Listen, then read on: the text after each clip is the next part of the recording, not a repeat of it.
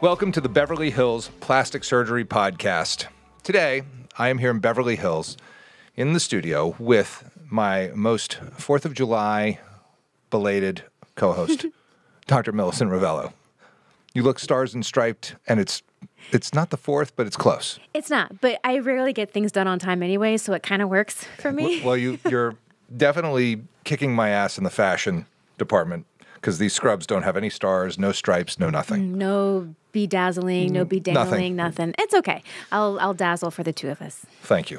I knew you could pull up the rear on the fashion part of this because I'm just not leading with the strong scrubs look. I got you. Today, yes, we are going to do a podcast about post-operative care of the plastic surgery patient. We're going to touch on big points. We're going to touch on things like just the general of what to do after surgery, because all the time, people don't have surgery every day. No. We do surgery every day. We do. And so sometimes we forget that, the average person doesn't live in surgery world every single day. And there's some stuff that they need to know. They need to know things like chill out. Like you have to turn yourself over to the process. This is a big one. Yes. I had a patient just recently who was so nervous before surgery. She was freaking out. She was yelling at my staff. She was just having the worst time ever. Nobody told me what time this case is going to start. I don't know where to get my medications. I don't know who's going to be doing the anesthesia. I don't know. Just losing it. And we were like, well, we were going to give you all that information in the packet we gave you already 3 weeks ago. And it's all there and everything's there. And I said, let's walk through it. Evidently we just need to turn the pages for her a little bit. So understanding that there is information available, that we do give you that information. Oh, yes. It does require reading, questions, phone calls, and you do have to be an active participant in your post-operative care. It's really important. It's super important. So the whole purpose of this podcast, I feel like we're doing a lot of alliteration today. Post-op plastic surgery podcast pitfalls. And pearls. And pearls. And perils. And evidently people don't know what pearls are when it comes to knowledge, but we call them pearls of knowledge. That's like, oh, that's a nice little pearl. That's a good little that's a good tidbit of information. So this is pearls, pitfalls, perils of plastic surgery post-operative care podcast. Yes, exactly. All of the above. And so we're going to talk a little bit on just general things to do after really any surgery, not even necessarily plastic surgery. And then we're going to break it down into various areas of specific plastic surgery. So the face, the breast, the body. Now, we have all of these podcasts out there in their full form. We have post-op tummy tuck instructions. You have post-op rhinoplasty instructions. They are out there. You just have to scroll through them or search within the podcast itself to find them.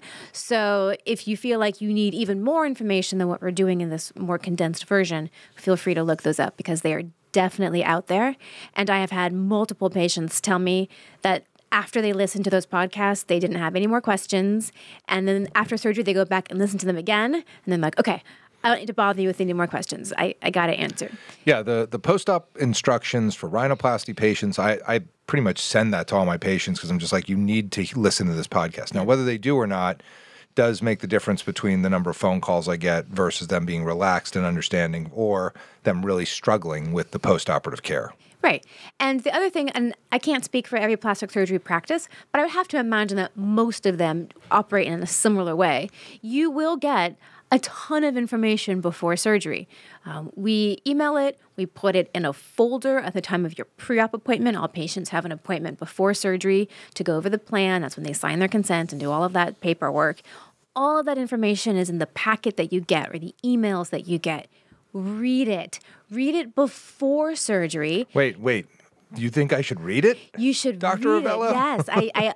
Yes. Or should I just use it as like a coaster on the kitchen table? Please read it. I know you're thinking that, it's for post-operative care. I don't need to read that until after surgery. But so many things in there, in that list of instructions you get, are helpful to prepare for ahead of time. I had one patient tell me specifically, she's like, you really should tell your patients to get X, Y, and Z before surgery because after surgery, I was on drugs and I ordered all the wrong stuff off of Amazon. She's like, I thought I was getting like a single bottle and I got like 50 individual bottles. She was like, I was on drugs. My mind wasn't working right. So the day after surgery is not the time to start reading your post-op instructions. No, and you want to be ready. Like this is ready. part of the deal. So that's a really important point.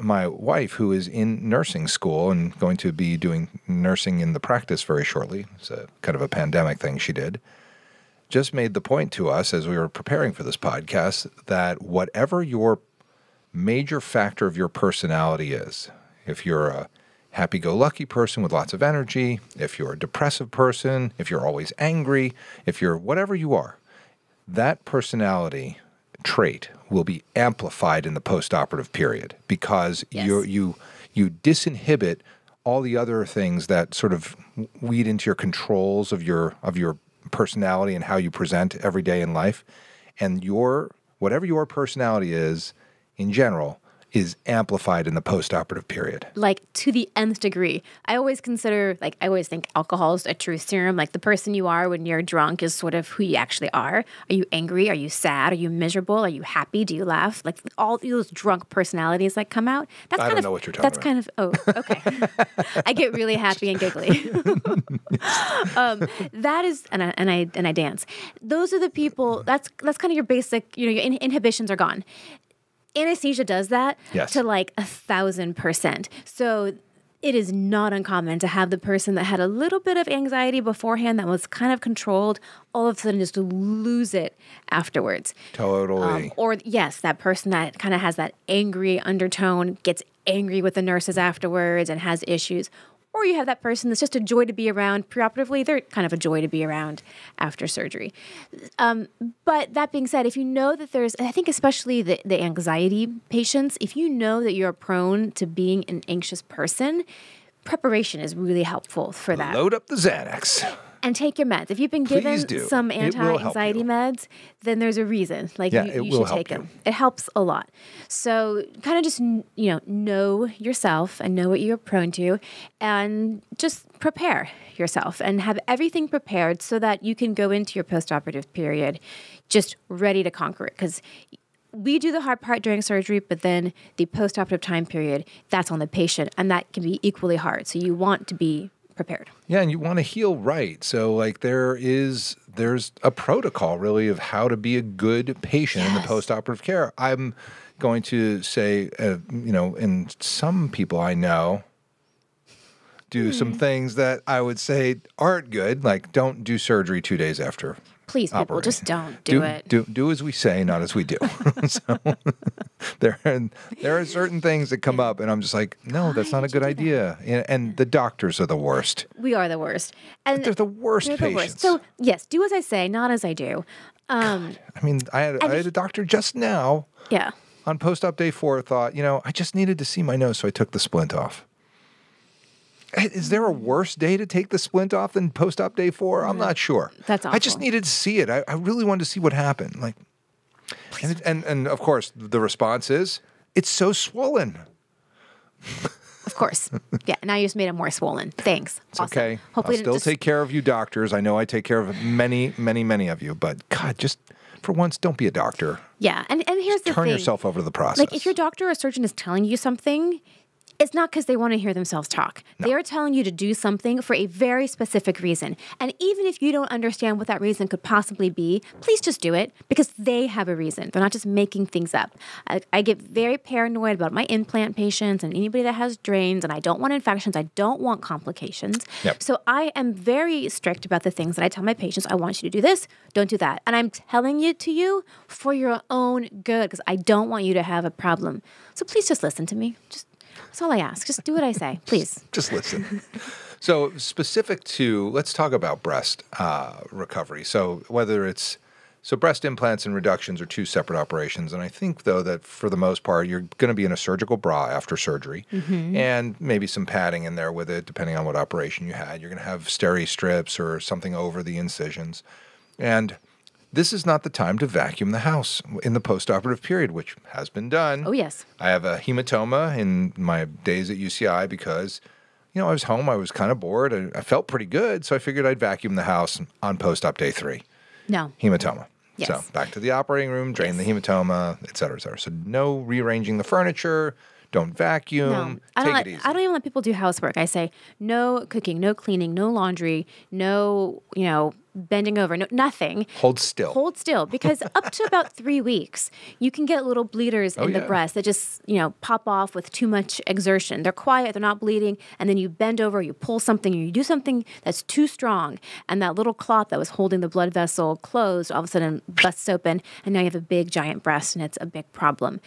And it's hard because, for the most part, most breast surgeries aren't super painful. So by a week, you're feeling okay and you think that you can do more. Just don't. For at least the first 3 weeks, just be a princess, sit at home, don't do anything, let others do it for you. And that's where you're really going to get your best results.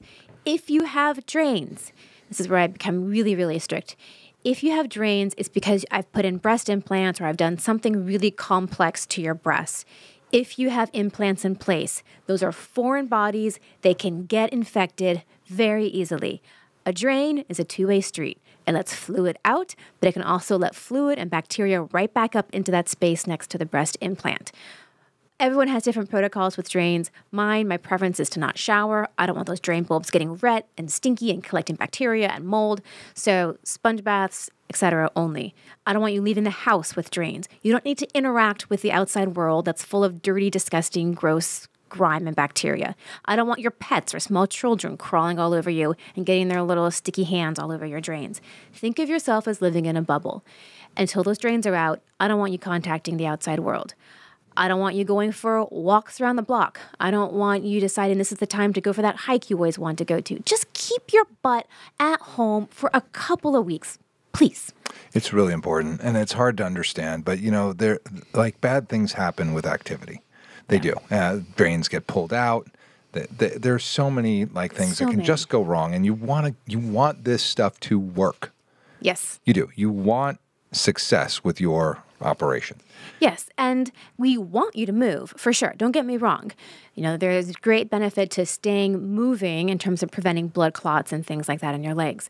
But that means getting up every couple of hours, taking a lap inside your house, not around your house like I had a patient do. She's like, you said to go walk around the house. I meant inside, not around the perimeter of your condominium unit. You said around the house. Yes, I do want you to get up every few hours, do a few laps, keep the circulation moving. But other than that, you do not need to be walking around the block. Yep, I agree. And these are my preferences. There are other plastic surgeons out there that may have different ideas. Totally. You ask the 100 plastic surgeons in a room how they manage patients, you would have 100 different ideas. These are just what I think is important. So please listen to your surgeon and see what they think is important. What about getting back to exercise, like light exercise, maybe some squats or, something like that? I'm a 6-week girl. We'll say 6 weeks a lot. 6 weeks is a very magic number for every part of the body. It's a wound healing concept. At 6 weeks, those incisions are about as strong as they're going to be. They won't really get much stronger than they are at 6 weeks. So after 6 weeks, you can resume pretty much whatever you want to do within reason. Up until then, I want people to take it really easy. If there is some light activity that they can do, you can, start to go outside and walk, for 20, 30 minutes after the first couple of weeks. Maybe some stretching exercises, but why push it? You can wait another few weeks. I know some people let them go at 3 or 4 weeks, but why? Why risk messing something up when you can just wait till 6 weeks? Yeah, a lot of people, though, work out for their anxiety and their stress levels. And True. So typically at 3 weeks, what I will do, if everything's going swimmingly and it's not there's no problems, it's not like a big redo, something or other, I'll let them do some 3-pound curls just to Sure. flex your biceps, things like that. I'll let them do some squats. I'll let them ride a recumbent bike, not get on the Peloton and go for the record against one of the trainers that they've been meaning to beat. It's not the day to do that. I want you to take it easy, but you can move. By 6 weeks, you should be able to get back to a lot of exercise, and by 3 months, then you should be full bore. Full bore, whatever you want to do. Yeah, on almost every operation we do. Yeah. But that's a way to think about it is at 3 weeks, you can start to move a little bit. 6 weeks, you should be able to do some exercise. I always say if it hurts, pulls, you feels wrong, don't do it. Yeah, back off, try again later. Exactly. And then by 3 months, you're usually good to go. You should be able to and do I whatever think you that's want. the truth for rhinoplasty, facelifts, for liposuction even. Liposuction's a little different because you can have some achy stuff after lipo time. for a while. But it doesn't mean that anything bad is No, it just happening. hurts. It just hurts. It's one of our nurses just got lipo and they were like, that liposuction was for real. Yeah, that is not a small thing by any means. And I think just to round out the breasts, you're going to be in a post-operative bra, again, 6 weeks, magic number. And the post-operative bra has some kind of compression to it, like a sports bra. It buttons or zips up the front because what you don't want to be doing in the first couple days is lifting your arms over your head and trying to pull things over your freshly, cut up breasts. And then it usually doesn't have any kind of underwire because if there are incisions under the breast, you don't want a wire pushing up against it. That's the basics of a post-operative bra. And I say wear it for 6 weeks around the clock, night and day. Yes, I know, so horrible. But you need that. You need that constant 24/7 support for the breast. They can't just be hanging out in space. I have some patients that get the implants and are like, I don't ever have to wear a bra. I was like, okay, now. That's we're going to do a whole other podcast about bras, but for the first 6 weeks, just wear your post-op bra, please. That is a reason that some ladies want to get implants, and they say that to me. I want to get implants so I never have to wear a bra. And I'm like, ooh, that's not how that works. Not how that works. I mean, no. Yeah. So about that, I'm like, you do have to wear a bra. You do. Now, there are some outfits and some evenings or Sure. days when you can go without a bra. Totally. Maybe more than you would have been able to without the implant. You can, and it looks great. But as a routine, around the clock, everyday thing, no. Wear a bra. No, you gotta care for the implants. I mean, it's a medical device. It's got weight to it. Especially those of you with saline implants. These implants water hammer. So every time you're taking a step, the fluid is pushing down onto the inframammary fold. Yeah. And that's why they tend to travel south and laterally more so than silicone implants. No offense to the saline implant people out there, but it's the truth. I mean, the silicone doesn't do that. So you do have to wear a bra. But gravity always wins. That force is always there. So why wouldn't you want to counteract the force of gravity with an external bra? It just makes sense to me. 100%. Moving on. We kind of started in the middle of the body. Let's go back up to the face. Let's talk about the face. So recovery. Things on the face, facelifts, rhinoplasty, brow lifts, blepharoplasty. In general, I think the main thing is you're going to want to prevent as much swelling as you can because there's going to be swelling and bruising. So using ice, elevating the head on 3 pillows. I don't know where it says on the internet that you have to sleep in a chair, but everybody's like, oh, I've been sleeping straight up and down. I was like, it doesn't say that in the post-op. I said, oh, no, but the internet said that. Yeah, okay. I said, why don't you go by the instructions that I gave you? Because I did the surgery, and I know the internet didn't do this operation for you. So don't go by the internet. Yeah. The internet has a lot of misinformation. I had a patient today after a facelift. She had a little suture under her skin that she could feel, which is very normal in thin-skinned individuals because we do put sutures under the skin. She's like, I can feel this little thing here. I'm like, oh, yeah, that's a little suture. It'll dissolve and go away. She's like, oh, yeah, I Googled it. And the internet said that it's probably a suture that the doctor accidentally left behind and should have removed. I did not accidentally. I intentionally left it behind. I sutured your SMAS in position so that you look nice. And I wanted to be there for quite some time. So yeah, it needs to heal that way. So that stitch is to suture the doctor accidentally left behind and ask them about it. Please stay off the Google. If you have a question, refer back to your paperwork or call your doctor's office. Just please don't Google it. Oh, my God. Because it's just the paranoia that it can create. It's so bizarre. Yeah. It's so crazy that, like, who would write that? Oh, it's probably something that they left accidentally. Yeah. Thanks for giving us the benefit of the doubt. I lost. Where did that suture go? I can't find it. Oh, wait. We're looking right at it, people. Hello. Yeah. So, anyways, yes. To go back to what you're saying, don't Google. Oh, my God.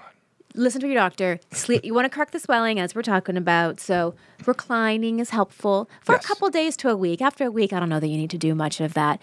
And if you can't sleep in a super reclined position, I can't sleep on multiple pillows. Do your best. Don't lose sleep over this, literally. If you're a little more swollen the next day, not the worst thing in the world. It'll go down. So find a way that you can sleep as elevated at your head as you can. But if you're going to lose sleep and you're going to be uncomfortable all night, that's not helpful either. You can buy those wedge pillows if you want to put one in there, and just that keeps you at 45 degrees. You don't have to sleep bolt straight up. You don't. I don't. My patients all do that. They're like, "Oh, I've been sleeping in a chair." I was like, "Why?" Yeah. Oh, well, it said that on the internet. Nope. You don't have to do that. So you just got to sleep in a way that's somewhat helpful. You're going to have... drain. It does drain. It does. If you're up, it will help you to get the swelling out. Ice helps you get the swelling out. Hyperbaric oxygen helps you get the swelling out of facelifts, rhinoplasty, brow lifts, blepharoplasty. Go back to the hyperbaric podcast. Yeah, hyperbaric oxygen is really key. I like that a lot. We did a whole podcast episode about hyperbaric and its benefits and why or why not to do it. If you're claustrophobic, then that's going to be a hard one, depending on the place you go. Take your meds. Yeah. We have meds for that too. We've given you lots of medications that can help you get through that. But the main thing I really think people have to do is they have to be prepared, and you have to turn yourself over to the process of the post-operative period, that this is the time you're going to focus on healing. Yeah. Absolutely. And be prepared. So for the faces, that means having that pillow that you talked about. We will give you all the head wraps you need. Everyone's like, "Oh, I'm doing a special head wrap." No. We're going to wrap you right after surgery. We'll give you a head wrap to wear afterwards. So we'll take care of all of that for you. We will give you all the prescriptions you need. You may need certain eye drops, things like that. Pick them up ahead of time so you have them ready and waiting. You're not going to want to eat a lot of really heavy food, so make sure that you have, soft foods around, smoothies, yogurts, juices, things like that. And for the faces, that's kind of really all. You really don't have to do. There's not too much there. There's really not too much. We get a lot of questions about should I do this? Should I do that? Should I wash something? No. The faces are pretty much straightforward. Let it heal. There's really no dressing changes you have to do. There's nothing that you really have to do for a face than just let time. Let it heal. Do its thing and let it heal and chill out. Yeah, and just be and call if you have questions. We're available. Yeah. This was the other thing with that other patient. She was just like, "I didn't know this. I didn't know that. I didn't know." I was like, "Oh, did you call?" She was like, "Well, no, nobody called me." I'm like, "We have a phone though. We have a phone number. We have text. We've got all kinds of ways for you to contact us. It's like we didn't send you out to sea, give you a paddle and say good luck. We'll see you on the other side of the Atlantic Ocean. We are very much available to answer your questions to every plastic surgery office. I think. I would imagine. I don't know. I would hope so. I mean, we're available. We want you to have the information because we want you to heal well, because we want your result to be spectacular, so that you love your result and you send your friends and come in for more stuff and you love coming to us. And that's part of it is knowing what to do. We're all on the same team here. We're all trying 100%. to get you to the best goal possible. Noses, we're going to hold off on because that's a whole different podcast. So we did faces. The things we talked about for the face are pretty much the same. Pretty much it. But again, there's a whole your nostrils will be asymmetric. Dedicated period. podcast. End of story. Yes. You can look at your nostrils all you want. They'll never be the same. I just want to throw that in there. There's a whole nostril asymmetry podcast that I tell every I have asymmetric nostrils patient to listen to, and then they don't ever talk about it again because they're like, oh. So they're not going to be the same. No, they're not. They never are. Never were, never will be. There's nobody else with asymmetric with symmetric nostrils on Earth. So you're going to have asymmetric nostrils. And we'll make them as great as we can. They've got all sorts of tricks for that. Please go listen to those podcasts if that's your question. Yes, agreed. What about abdominoplasty? Which, by the way, I just want to go on record that I did one yesterday. Oh, look at you. I did. Mommy makeover. Which I don't do many of them. I understand, I'm face and nose guy. Everybody, you do your complex breasts. You do great tummy tucks. I do. I do very nice tummy tucks, and I'm proud of my tummy tucks. Just because I do 1 or 2 a month, fine. So get over it. Chopra comes into the operating room, and he goes, "Hey, what are you doing?" I was like, "What?" He's like, "You doing a mommy makeover here?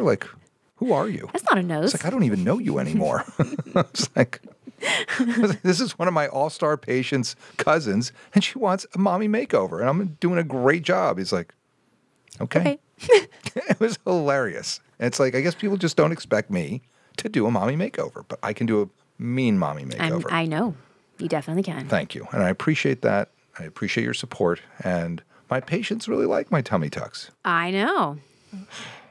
It's always somebody I know. I do admit that, though. It's always somebody I've operated on or their family or something like that. You do a great job. There's nobody Googling me for tummy tuck or mommy makeover, which is okay. That's okay. You're killing it on mommy makeover on the internet, though. Don't they find you a lot from Google and all that? I mean, I do a fair amount of these. So You do. I do a fair amount. Literally tons of them. Literally, if we were to add Literally. how much weight I take on, it's probably tons. So I know a little bit about post-operative care and tummy tucks, just a little. So again, if I tell you to do something, it's for a good reason. This is one where actually, if we just said the faces don't really need a whole lot, the tummies need a lot. They need this a ton. is where you really need to actually dial in, read your post-operative instructions ahead of time, because you do need to have some things available ahead of time, and there are going to be some more restrictions. So that first week after surgery, you do have to sleep or sit in what's called a beach chair position. That means that the head's up a little bit, the hips and the knees are bent. Like imagine like you're at the beach, sitting on the beach. And there are all kinds of devices out there to help you do that. Some people rent recliners. You don't need to do that. You can just prop yourself up with some Two pillows under the knees. Some behind your back. Couple behind your back. And that's fine. The idea is that you don't want to be completely flat because you don't want to put stress on that lower abdominal incision. Not for 2 or 3 weeks. Not for a little while. Yeah. And the same thing goes for when you're walking. You're going to walk a little hunched, a little bent over. You don't want to stand up completely straight. Again, you don't want to put a lot of tension on that incision line. Some people find it helpful to use a walker during that phase because walking bent over without a walker can cause some lower back strain. So not everyone uses it. Small percentage of people find it helpful. But these are just things to kind of think about going into your post-operative time period. Do you have a place that you can recover in your house, whether it's that recliner, a bed, some pillows? If you have a high bed, do you need to get some steps to go up to it? Do you have a couch you can use? So these are things you do need to plan ahead of time. And steps, if you can stay on the first floor, I think that's really helpful. I don't think steps are awesome in the post-abdominoplasty I don't patient. either. And if you have to get up to steps to your apartment or to something else, that's fine. But if you're in a home and you can kind of prop yourself up on the lower floors, that would, I agree, be ideal. I don't love stairs. I don't want you lifting anything. Absolutely not. Like, this is where you really have to dial back your activity. For that first week, you have to respect those positioning constraints. I put drains in my patients. I know some people don't. Same thing with the drains. I want to get them out. And if you start doing a lot of activity, it's harder for me to do that. So plan for the first 3 weeks to, again, be a pretty princess on the couch. You don't need to be doing any kind of housework, laundry, grocery shopping, dinners, lunches, nothing. Just keep your butt at home, get up, walk around a couple times every 2 hours or so, and then sit back down again. That's all you need to do activity-wise. Yeah, I mean, you just want to, really prepare for this post-operative course. And I spend a lot of time with my patients saying, this is how this works. Mommy makeovers are big operations. Mm-hmm. They sound so cute. They sound so cute. Oh, my God, so cute. It's going to get a little makeover. I'm going to get a mommy today. makeover. It's so cute. It's not. It's a massive operation. But it's also like a huge hit. It is. It's a big hit. And it's your core. Mm-hmm. It's like it's a breast operation of some kind. It's an abdominoplasty with or without liposuction. If you've added liposuction, take the typical recovery sensations and feelings and multiply it by multiple factors. Yeah, it is. Because that liposuction hurts and it definitely adds to your discomfort. It's all manageable. Patients will have some pain and discomfort. We give you the pain meds. We give you the muscle relaxants. Usually by a week, people are feeling okay. They're coming off the medications. They're doing okay. They're standing up straight. They're getting a little bit more mobile. But again, I like the full 6 weeks for any kind of heavy lifting, strenuous activity. Once those drains are out, which for me is 1, 2 weeks, sometimes 3, then you can start to do a little more activity around the house. But until then, you stay quiet. There's not really a whole lot you have to do for dressing changes for all of these procedures, breast, body. I do all the dressing changes when you come see me in the office. You see me a fair amount, so at every time you see me, I'll change your dressings. I will show you how to shower if you have drains in place. I like shower chairs or a way that you can sit down in the shower just for the first couple weeks, just because I don't really want you standing. I've had patients pass out in showers right after surgery.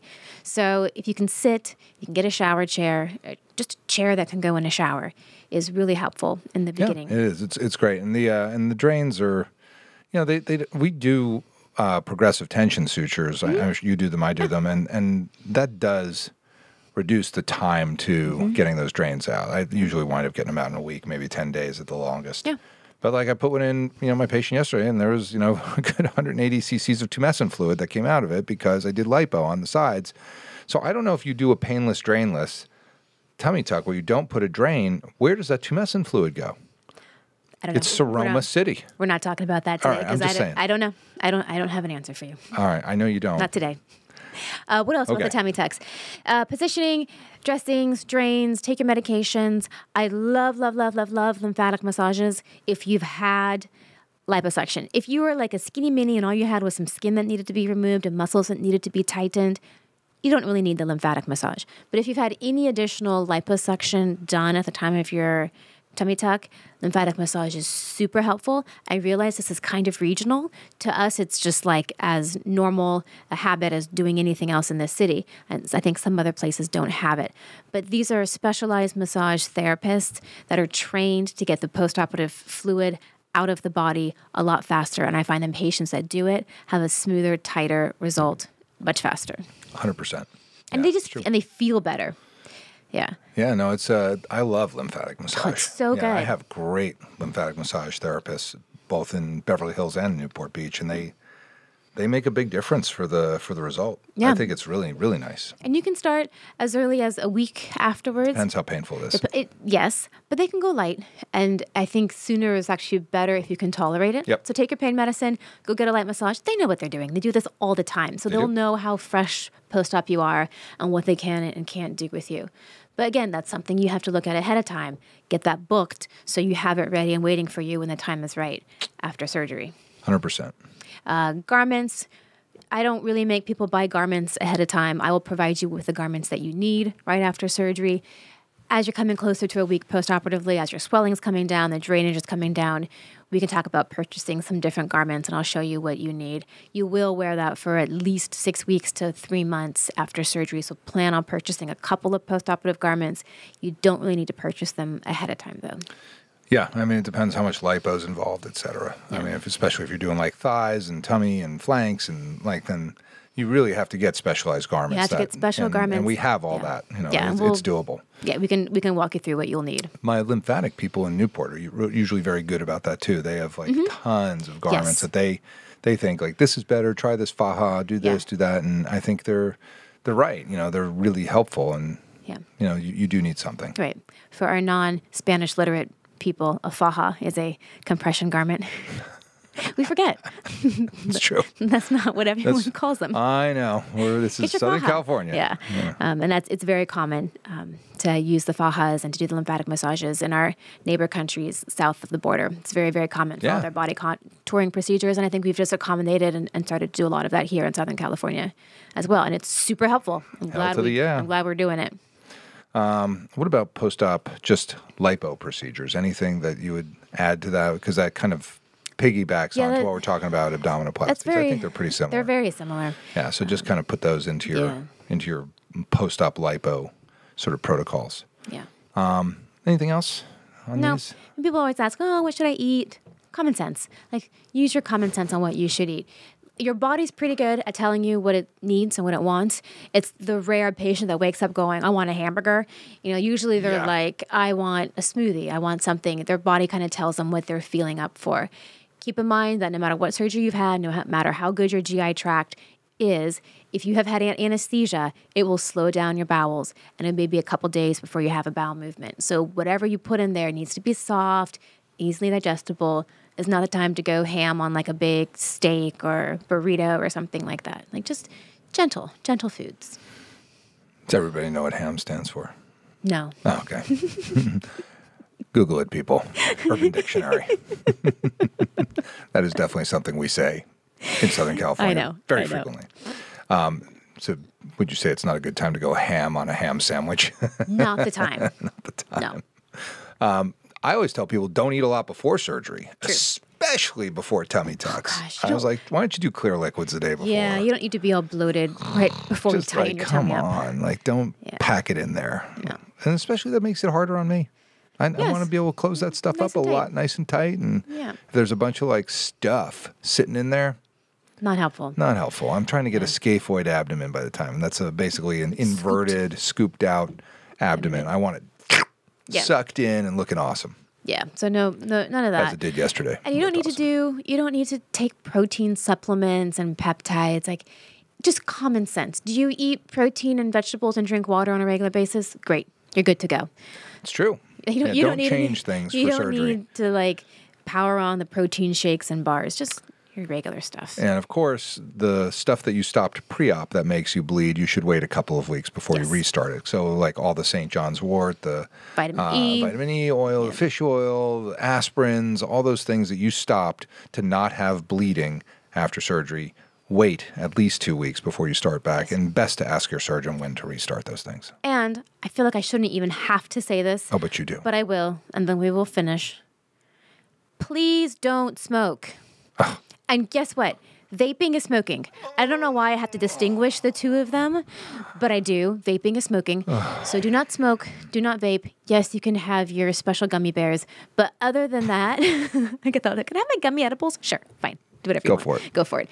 But just please don't smoke. That will impair your wound healing. We know this. Don't vape. Just don't do it. Don't tobacco product. Don't nicotine. Yes, all of that clamps your vessels down. You impair the blood flow to this area that needs massive amounts of blood flow to heal. It's just a huge detriment to your healing process. Just don't do it. Yeah, we're not here to be party poopers. We're trying to get you to heal. Yeah, I don't care if you smoke. Just not right after surgery, please. I care if you smoke. It's kind of gross. Well, yeah, I just don't love it. To each his own. I don't like it. No. Okay. It's just my thing. You can smoke, but just not near me. Just not. And not right after surgery. Definitely not after surgery, please. And vaping is pretty much the same smoking. deal. It is. It still has the nicotine in it. It is. Same deal.